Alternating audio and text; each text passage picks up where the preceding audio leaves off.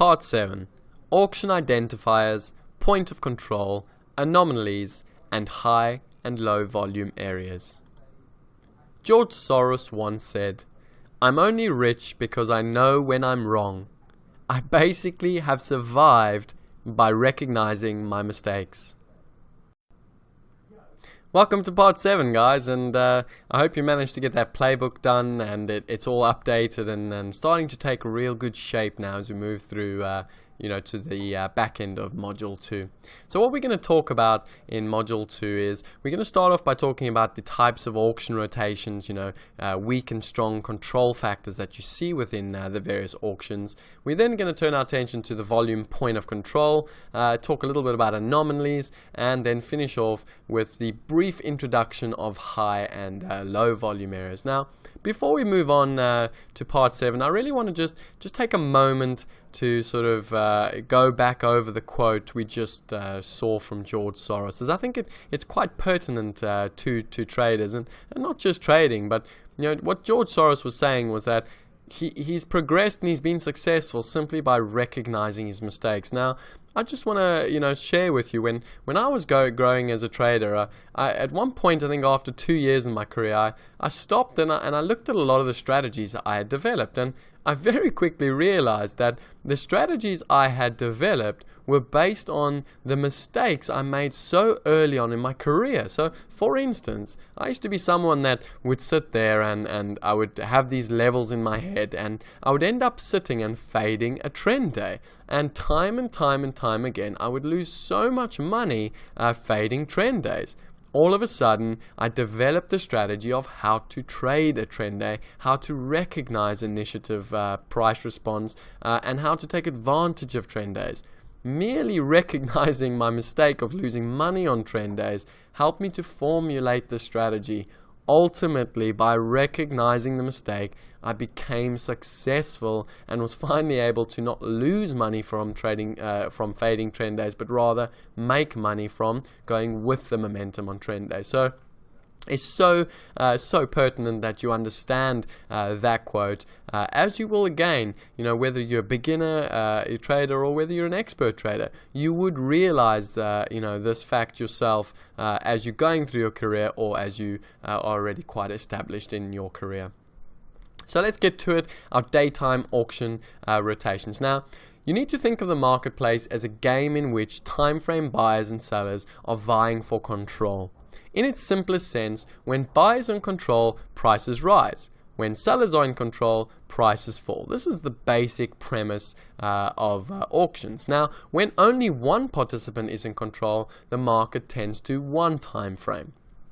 When neither party is in complete control, price fluctuates up and down as one side pulls and tires, then the other side steps in. When control is shared, we exhibit a rotating market. Now, these two markets can be highlighted as either two time framing markets where neither participant has control, or one time framing markets where we see initiative from one time frame and full control from that one time frame. Now note, one time framing is an aggressive pattern. Volume is therefore not important. So you do not want to be fading a one time framing pattern. Now, and the reason I say volume is not important is that when we see this one time framing, it could be a result, well, it's generally a result of one time frame needs to execute over the period of the day. Now, if he gets the desired liquidity, then we tend to see the one time framing being slightly less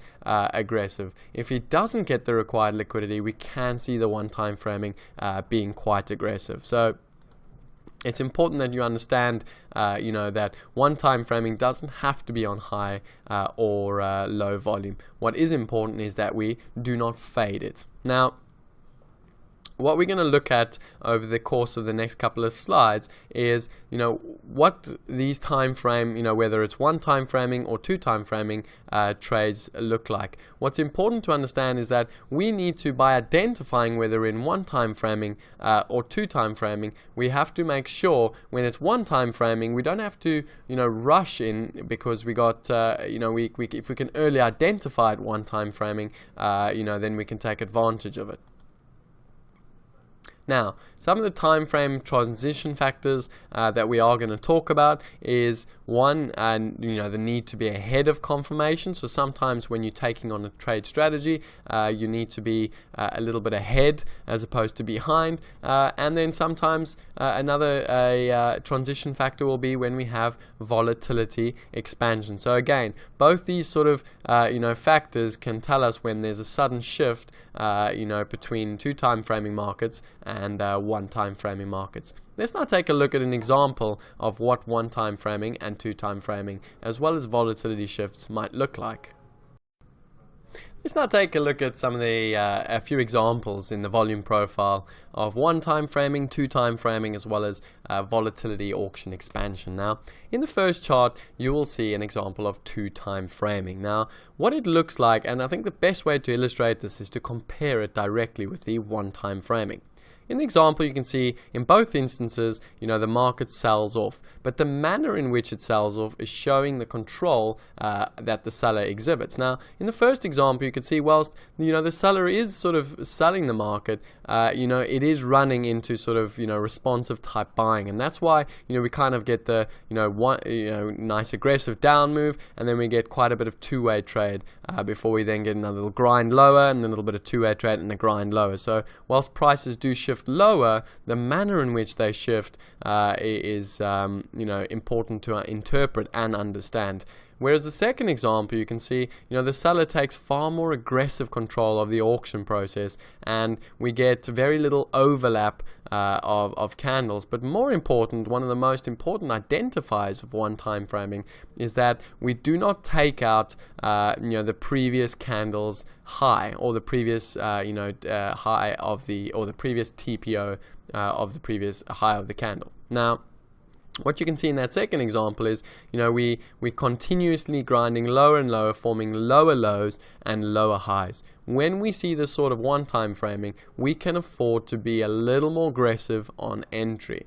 However, when we see, the two time framing, we then need to be a bit more passive on entry, as the market will give us more favorable prices if we're patient. So that's why we want to identify and differentiate between the auction rotations. If it's two time framing, more passive and wait for the advantageous entry. If it's one time framing, be more aggressive because the market's not going to give you, the desired prices if you wait for it.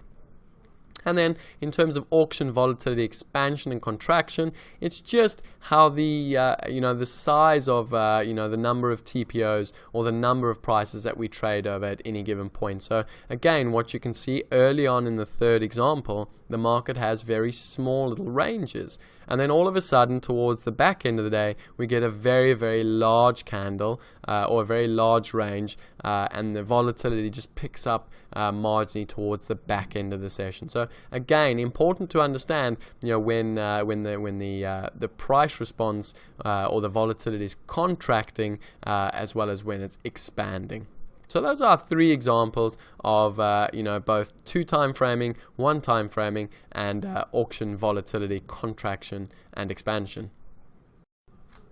We spoke a little bit in part 6 about excess and how the market forms tops and bottoms, and we're now going to revisit that idea and just talk a little bit further about excess, just get a little bit more understanding behind how and why the market forms excess tops and bottoms. So very briefly, market excess, when the market, in order for it to find discount and premium prices, sometimes the market needs to auction at these excess prices. So sometimes price will go a long way and it won't make sense, but the only reason it auctions at these points is because, remember, the objective of the market is to facilitate trade between longer term buyers and sellers. So that is why sometimes the prices need to go very, very high to find where are those sellers and very, very low to find where are those buyers. Now, an example I sometimes use with the younger guys to illustrate this concept of excess is a baker. Okay,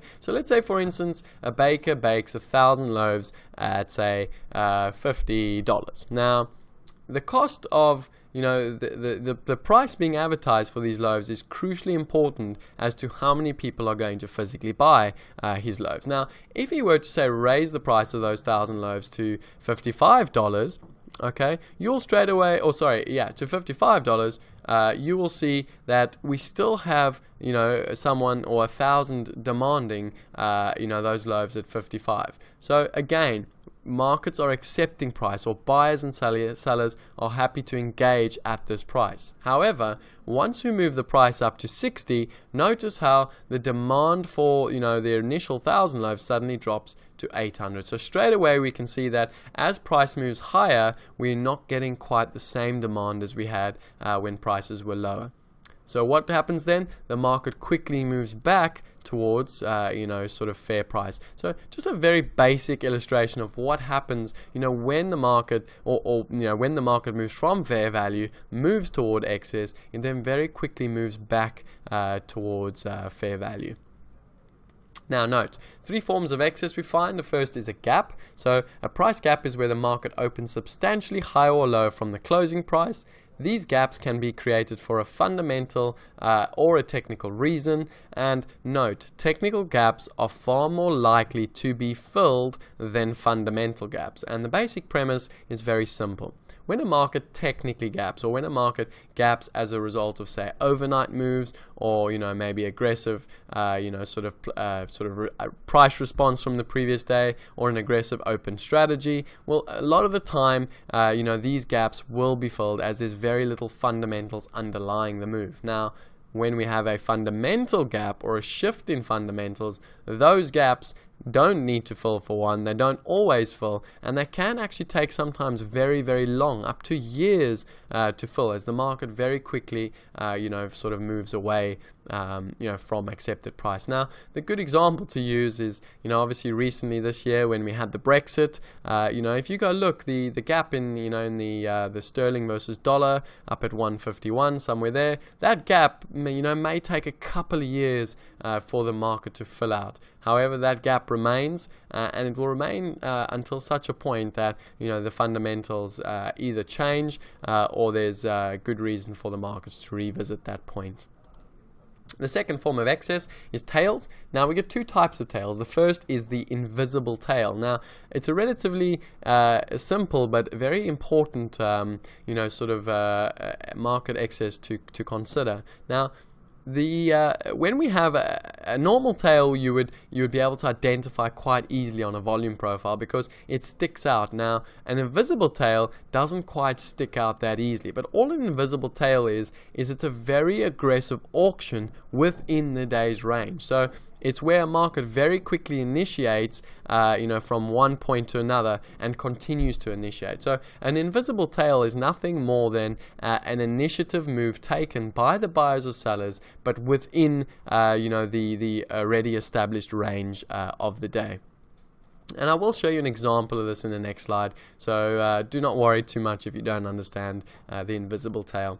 Then obviously the open tail, or, you know, the what we like to think of as the high or the low or the extreme tail, an example we saw back in part 6. Now, the open tail is the tail left within the first hour of trade, so the initial opening of trade, and it's a significant observation point, as we've discussed, as it shows us early confidence in the market's move toward the upside or to the downside. So now we've discussed these three basic forms of excess. The reason we're discussing them is because these forms of excess give us early identifiers. They give us an early indication of potential movement toward the up or the downside. So let's go and have a look what these three examples might look like.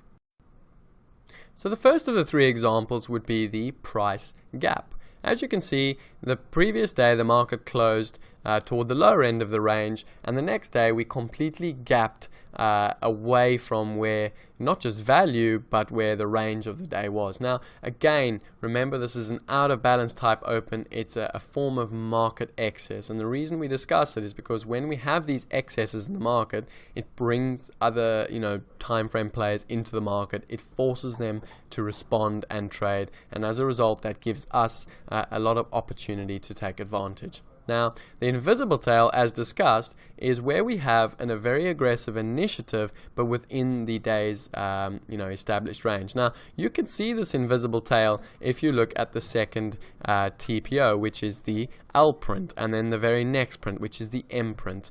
Both of those second and third TPO prints would be an invisible tail, and the reason is because the market very quickly auctioned away from lower prices, but because it was done within the already established range, it might not have appeared as just a traditional tail where we have single prints.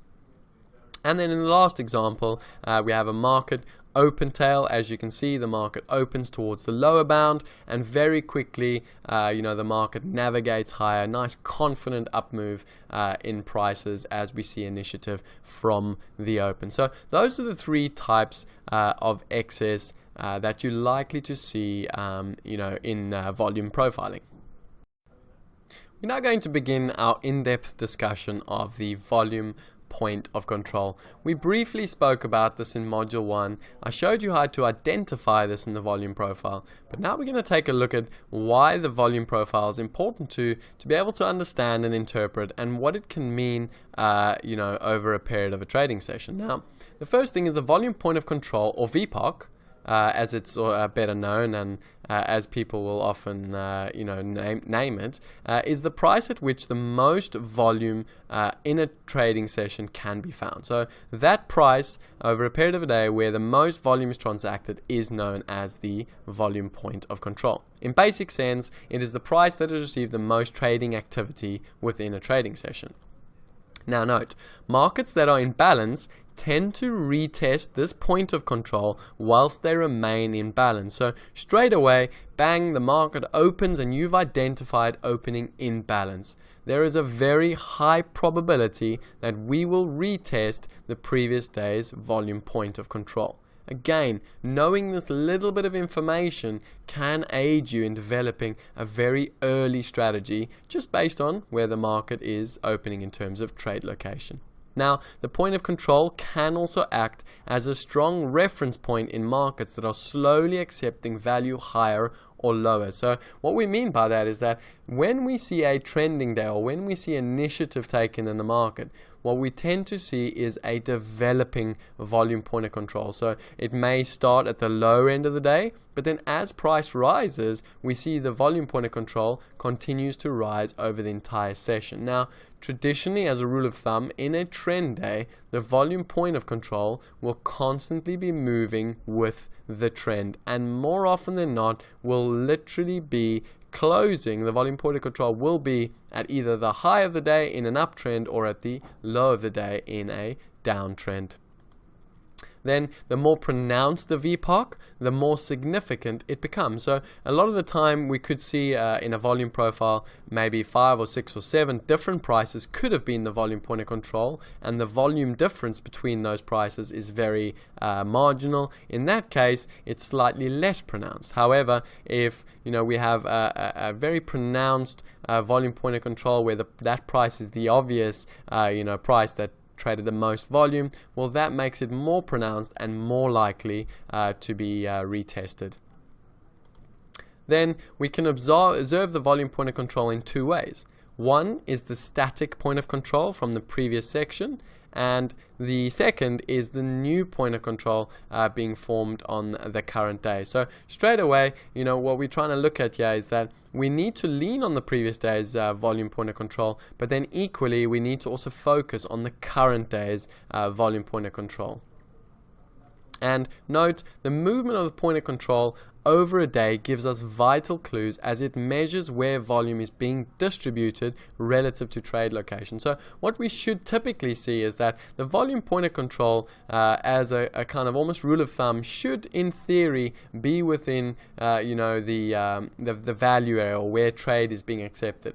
A lot of the time we can see price very quickly navigating away from sort of the value area, but the point of control stays firmly put. And when we have this, we do sometimes tend to get some very aggressive snapback type trades, as the market moves very quickly in terms of price away from where fair value is actually accepted.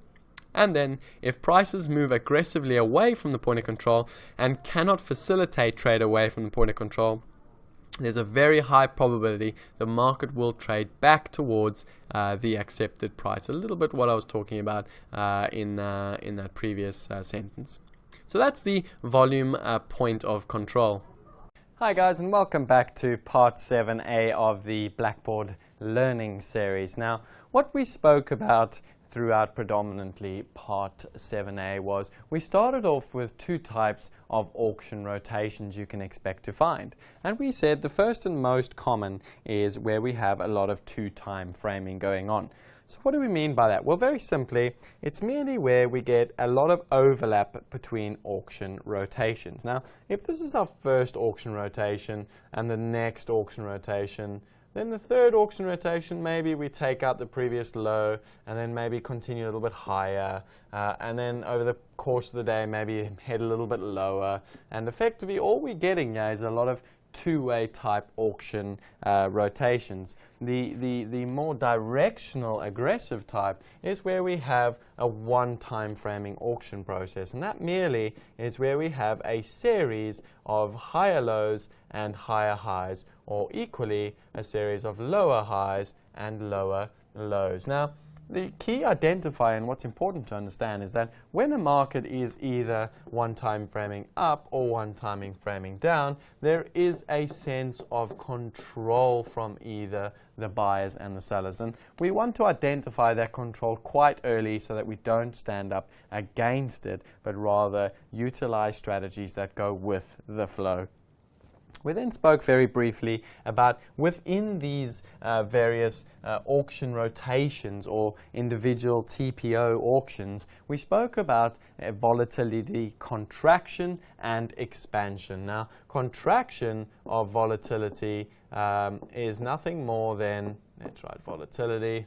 Contraction is nothing more than when we have very narrow TPO print. So very, very relatively small, but we move from very wide to suddenly very small.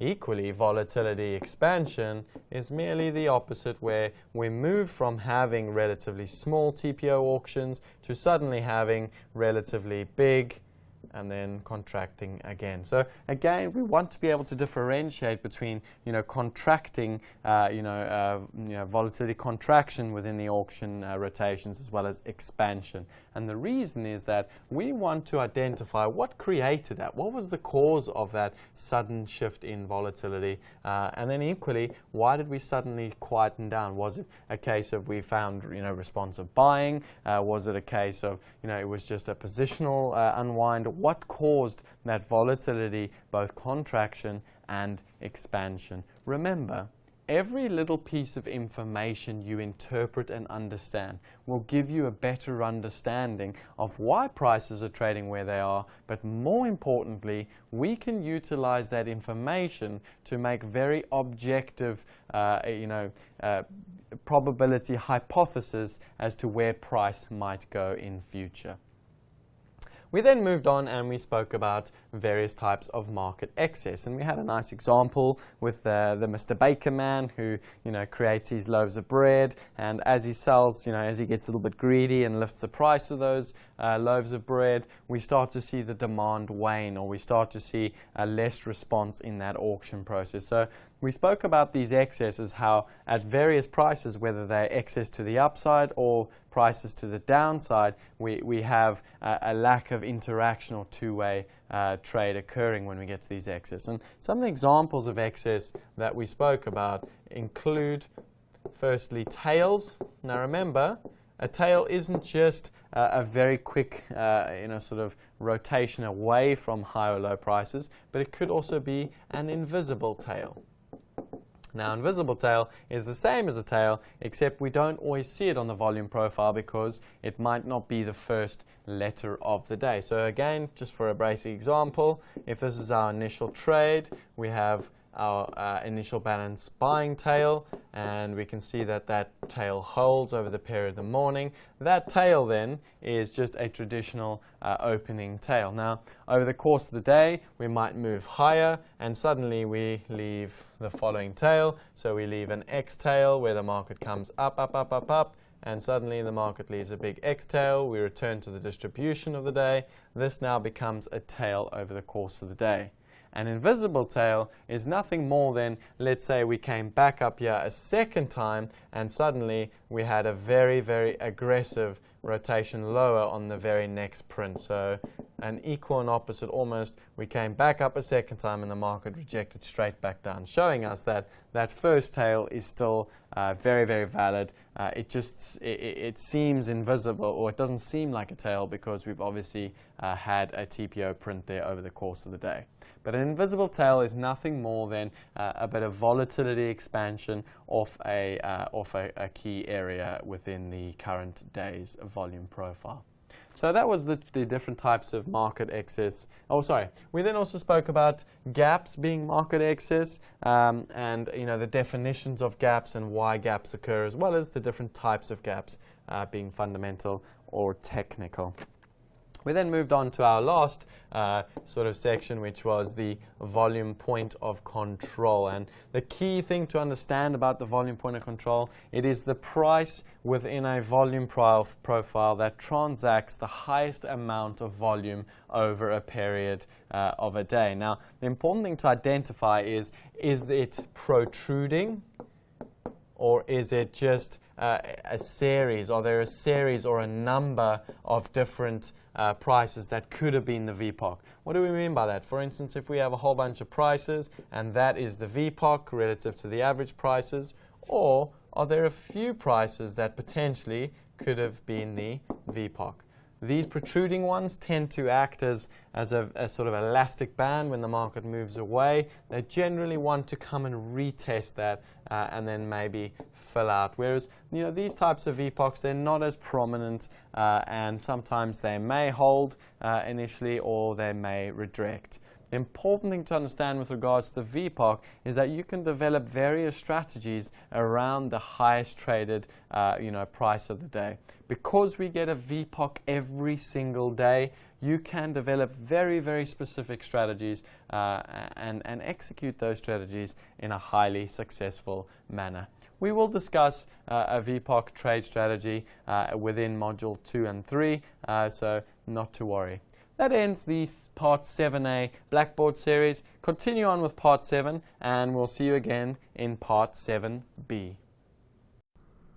We're now going to move on to the section of control variables, and you get two main sort of categories of control variables. One will be control variables that show strength, and the other that shows weakness. Now, this is again very important principles that you need to think about when looking at the auction process. So the first we'll discuss are strong variable control identifiers, and the first is the volume point of control location. So straight away, where that volume point of control is, it identifies where the fairest price is on the day. So again, this is a very early clue as to where buyers and sellers feel fair value is. Now, the second control variable is the closing price on the day. So again, if we close at the absolute extreme, whether it's the top or the bottom, that's showing us, a very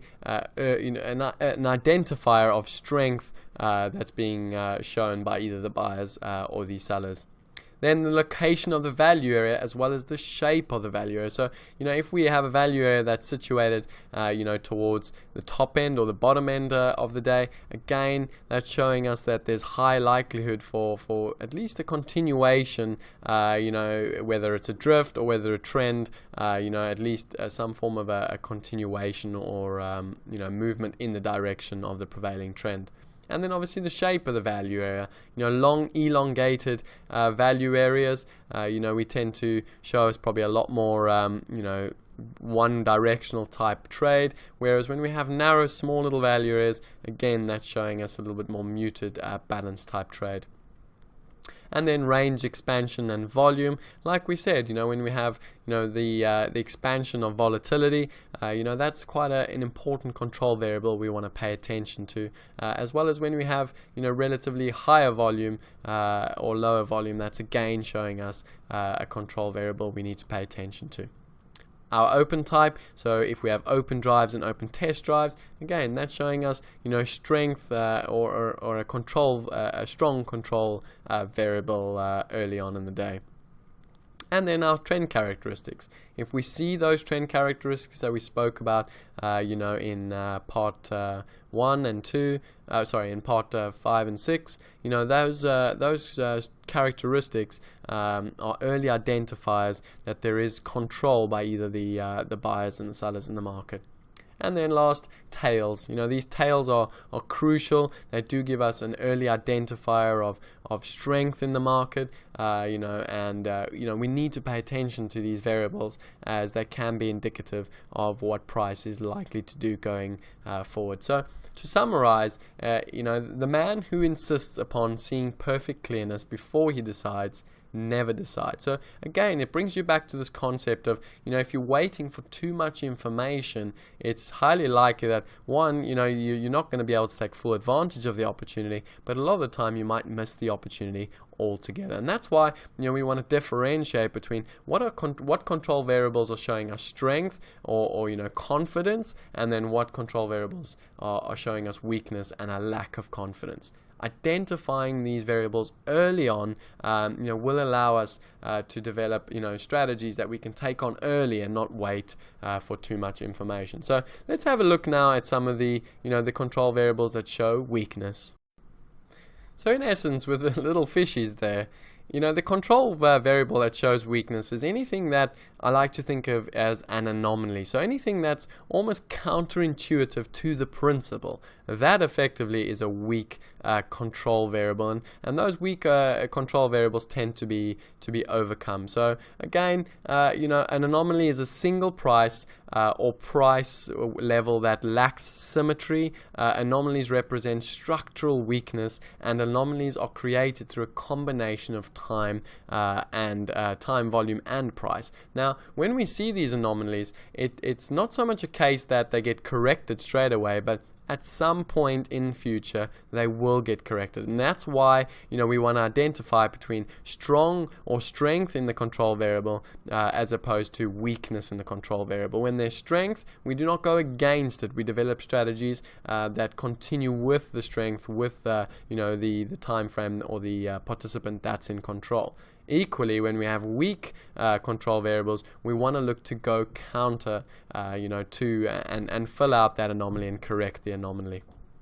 Now, one of the anomalies would be when value is established at one end of the profile, but the market closes well away from the value at the end of the day. So just imagine, for the entire session, the market accepts, that value is being accepted between price 10 and 15, but the market somehow manages to close up at around 20s. This is very unusual, and this anomaly gets corrected over time.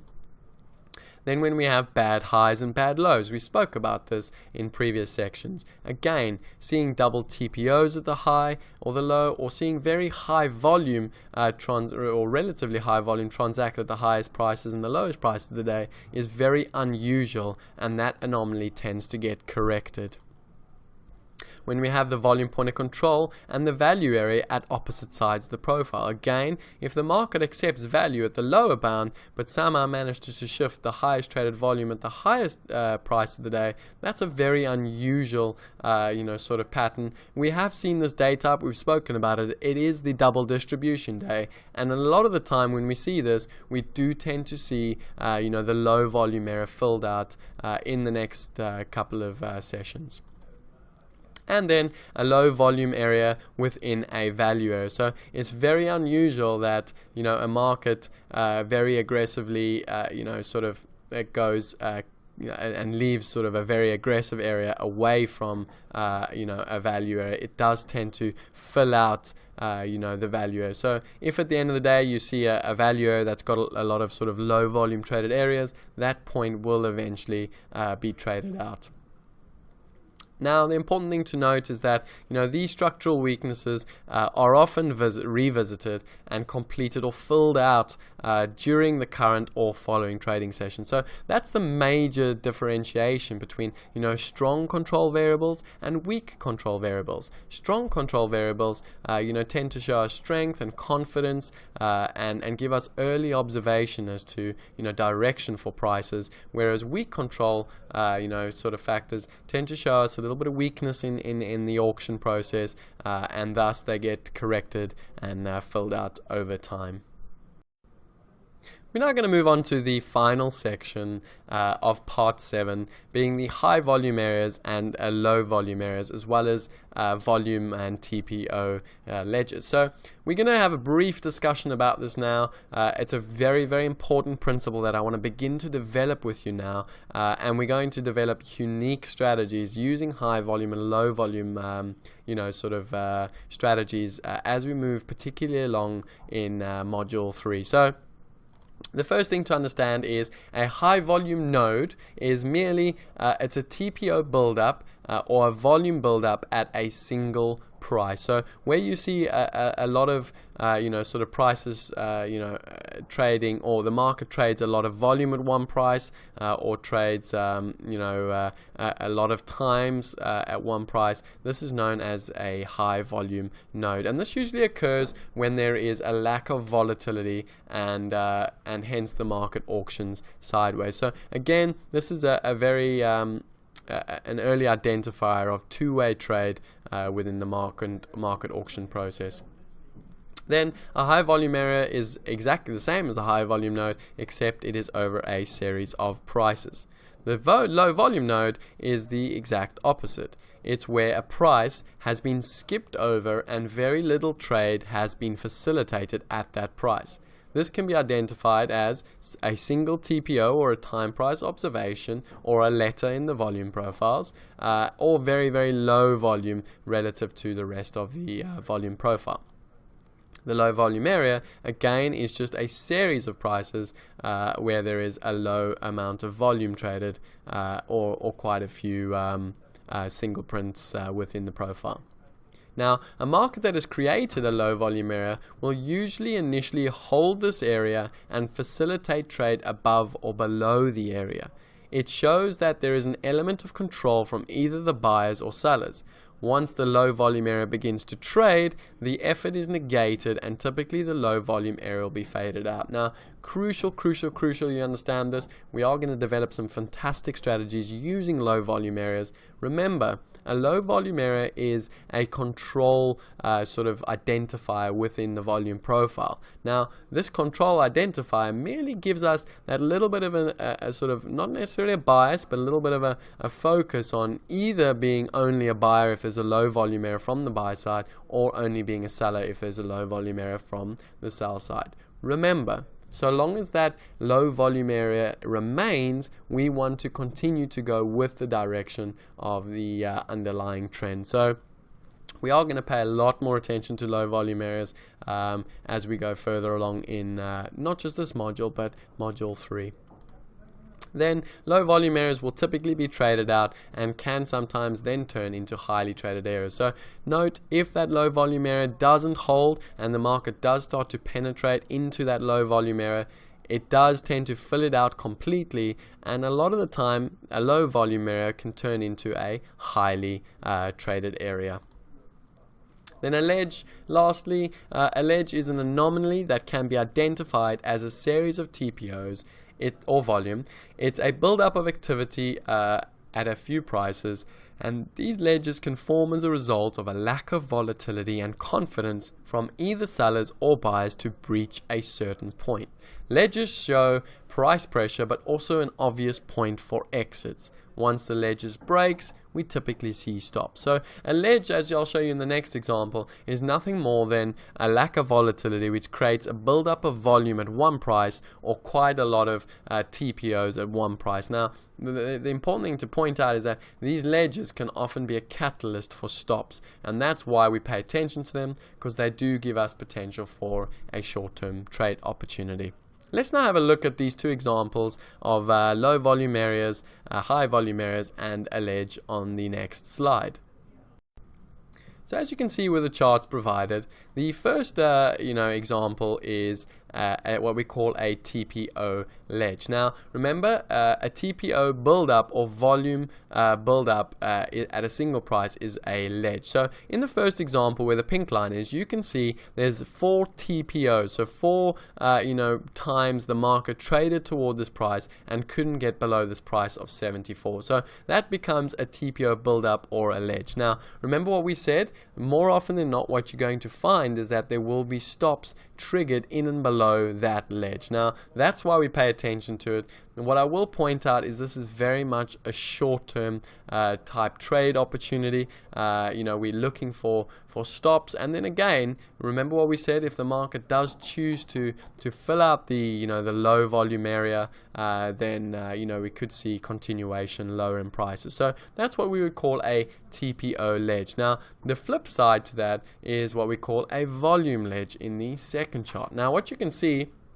is that we also have a kind of a ledge in terms of TPOs over a number of prices, but then also we can see it with the volume in the bars on the right. So that would be a volume ledge as well as a TPO ledge. Now these ledges, they show a build-up of two-way trade, and again, once we sort of penetrate past those ledges, we then tend to get a little bit of stops and potential for continuation. So that is why we pay attention to it.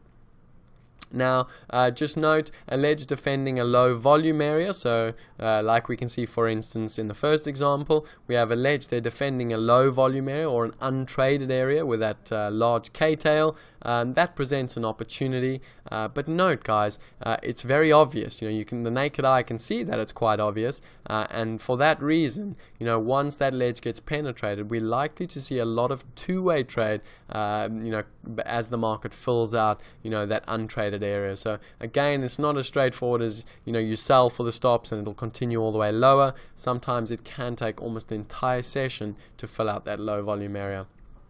In a high volume area being defended by a ledge, as in the second example, it's slightly less obvious and therefore more effective. So once we take that ledge to the upside, in this example to the downside, we're likely to see maybe a little bit more stops, but also a little bit more easier continuation as it's slightly less obvious.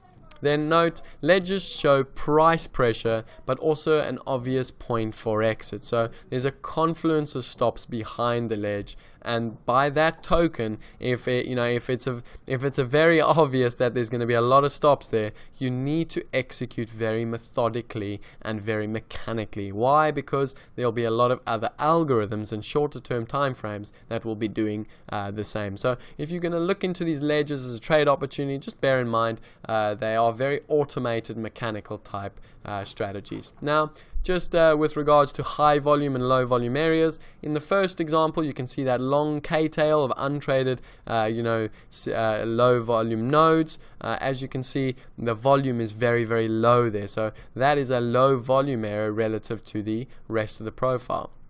In the second example, you can see what a high volume area is relative to a low volume area. So where all that volume is being dispersed, that would be a high volume area, and where all the less volume is being dispersed, that is regarded as a low volume area. Like I said, we will develop these strategies toward not just the end of this module, but the module 3 as we move along. Well done. This is the end of part 7 now. Go and get that concept checker done and make sure you complete your playbook. Hey guys, welcome back to part 7B Blackboard Learning Series. What we're going to talk about is, what we spoke about in the second half of part 7. We got some really, really exciting principles where we started off talking about some of the major control variables that you'll find within the auction process. And these control variables we broke down into sort of strength and something that shows us almost a little bit of bias within the auction process. And then we spoke about weak auction process signals that the market can show us sometimes in the auction process. So some of those, let's go through them. So we first had, the strong auction variables and control variables. And the first was where the VPOC is located. Now, we spoke about how we can have a VPOC shifting over a period of day as the market accepts higher and higher prices. And we spoke about how as the market is moving up aggressively, if it's shifting that VPOC up with it or going with the trend, it's showing us strength within the auction process. We then also spoke about the closing price and where that price closes on the day being significant for potential early direction the next day. We spoke about the location of the value area. In other words, where are we trading today based on yesterday? We're trading in a value, outside a value. We spoke about range expansion. Does the market and the volume show us an expansion? Are we doing much bigger ranges than the previous day? Is there a lot more relative volume? Is volume generally high? All these types of factors, show us a lot of control variable strength. We then also spoke about various trend characteristics you can expect to see. And lastly, we spoke about tails. So those were some of the strong or the control variables that show strength in the markets and real sort of almost bias toward either the upside in price or to the downside. We then spoke about weak signals or weak control variables that the market sends us. And we started off talking about anomalies or things that appear in the volume profile that almost go against what the principle is. So we spoke about that. We then spoke about bad highs and lows, whether they a bad high with multiple TPOs or whether it's a bad high with or low with a high amount of volume. We then spoke about sort of volume being the VPOC being at the at the high of the day, but also we have a point of control being at the low of the day. So something that you don't very often see, where the market might spend a large amount of time at one side of or at one price, but it transacts a high amount of volume at another price. We then also spoke about low volume areas, and we then also spoke about various other types of weak control variables. So we summarized the two, but most importantly, we identified, what strong and weak control variables mean to us when we develop our strategies. Don't forget, every one of these principles that I go through with you, I go through because it gives you just that little bit more understanding about the dynamic and context of the market. If you understand the principles, you can develop the most incredible trade strategies, but you need to understand these principles first. We then moved on and we spoke about high volume areas, low volume areas, and ledges. And very simply, I'm just going to illustrate them. A high volume area within a profile is where a market transacts a high amount of volume, a high amount of activity. We then have equally a low volume area where the market might transact, and we have a low volume area. And the last is where we have a ledge, where the market is transacting, but the manner in which it's auctioning, it's forming almost a lack of impetus toward breaking above to the upside in this example, or maybe even something along the lines of this, where we have a ledge towards the downside. Now, those ledges can be both volume-based or TPO-based. The important thing to understand is that those ledges at some point will get broken, and there are a lot of stops that tend to be located in and above those ledges. So that's where we finished off part 7B. So that concludes the Blackboard Learning Series for part 7B. It also concludes part 7. Now, again, I cannot reiterate how important it is to spend a lot of time developing these principles. Find these principles within the marketplace. Apply these principles within the marketplace and develop your strategies based on these volume profile principles. Good luck, and we'll catch up again in part 8. It's time to test that you understand the principles we've been through now in part 7. So, what are the two types of auction rotations that you would typically see in the volume profiling? Then, name the types of market excess found in volume profiling. What is the VPOC and what does it signify? What are the major control variables that show strength and weaknesses in volume profiles?